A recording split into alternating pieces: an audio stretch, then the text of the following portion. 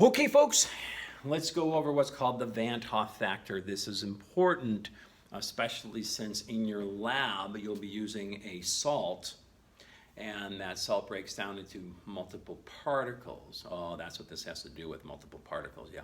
And that's going to have a more dramatic effect on your solutions. And you'll have problems not only with the lab data, but also with our lab questions that will be dealing with salts breaking down and causing what's called the Van 't Hoff factor. Okay, well, what is this? What are you talking about?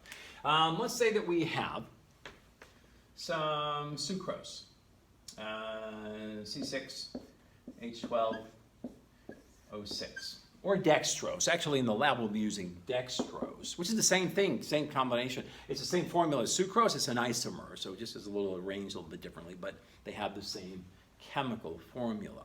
So dextrose or sucrose. And let's say we have some sodium chloride. Okay.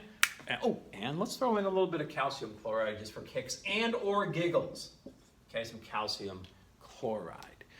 So these things are all very soluble. You know sugar dissolves in water. Some of you drink sugar water when you drink soda. Or actually, a lot of the stuff that we drink has sugar in it. There's natural sugars, but a lot of the stuff that we drink actually has sucrose in it. But you can certainly put some glucose in there if you want to, but it's sugar and it dissolves. Okay. Sodium chloride, salt, you know that dissolves in water, oceans. Calcium chloride, the salt of choice used on roads for melting ice and preventing the ice from reforming. Okay, we'll get into that, yes we will. All right, so let's go ahead and take a look at these. So when NaCl breaks down, or what goes into, when it dissolves, it breaks down. So water is polar, and water has the ability to rip apart, like little piranha eating a chunk of flesh that falls in the Amazon River. That's what water does, like, and it'll go after that sodium chloride, all right, compound, and rip it apart. It'll separate it. It's called hydration. Okay, we would address this in an earlier video, hydration. So this becomes sodium and chlorine in the water. It breaks it apart into sodium ions and chloride ions, okay, which are surrounded by water molecules. Calcium chloride, on the other hand, and here's our water, breaks down, but it breaks down into a calcium and two chlorines. So a calcium and two chlorines. Sugar, any kind of sugar, sucrose, glucose, dextrose, lactose, okay, that's your milk sugar. They go into solution, they dissolve, but the compound doesn't break down. It sticks together. Now, water dissolves sugar and salt, but it can't break apart the sugar molecule. The covalent bonds of that sugar molecule are strong enough where the piranha come in, they go, we're going to rip you apart, and the sugar molecule goes, no, I don't think so. I stick together and goes, you can't break me, you can't break me. Where the salt's like, oh no, blah, gets ripped apart. So the sugar molecule stays as sugar molecule when it dissolves in water. Well, wait a minute, that's not dissolving then. Well, it is. What happens is, you say you've got a lump of sugar, you throw it in the water is able to separate the sugar molecule from the next sugar molecule. Okay, those are going to be held together by what kind of forces? Intermolecular forces, yes. And those intermolecular forces between each sugar molecule can be separated. The water can get in there and separate those, but it can't separate the molecule itself. So what it does, it takes a lump of sugar and just simply makes it breaks it down to a molecular level. Well, you can't see it anymore. I mean, you can't see molecules, or maybe you can. Maybe that's your superpower. And, maybe some people have superpowers, right? And maybe that's yours. Maybe you can see molecules, individual molecules. It'd be pretty sweet. I mean, pretty sweet. Get it? Sweet because it's sugar. Sweet. All right. So the water will separate the sugar lump into individual molecules, but can't separate the molecule part itself. So it stays as sugar. With the salt, it'll break apart each individual salt particle from a salt particle and then rip it apart down further and break it into the individual ions. With the calcium chloride, 3 ions, 2 ions, 1 molecule. Okay, here's the Van Hoff factor. Remember, when it comes to colligative property, the only thing that matters, doesn't matter what it is that you throw into the water, doesn't matter. If it's sugar or salt, it's going to depress the freezing point and elevate that boiling point according to that constant. And that constant, the 1.86 for water freezing point, the 0.52 for the point, it doesn't make any difference what it is. You didn't see a qualifier going along with that. It's 1.86 for sugar and 2.75 for salt. No, it's 1.86 no matter what you're putting in. But the more stuff you put in, remember, molal means, what you're talking about, it's degrees per molal. The more that you put in, the bigger the effect is. So if you put in sugar, yeah, it'll depress the freezing point.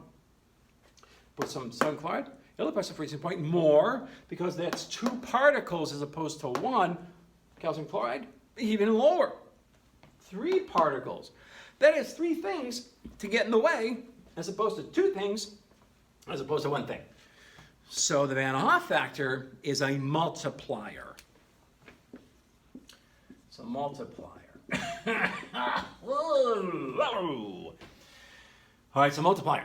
Now, if we go back to the problems that we have done, problem 4 and problem 5, this here, problem 4, ethylene glycol, is a molecule. It's not a salt. Salt separates into multiple particles. Covalent bonded things do not. So that we didn't have to use this multiplying effect. Same thing with this problem here.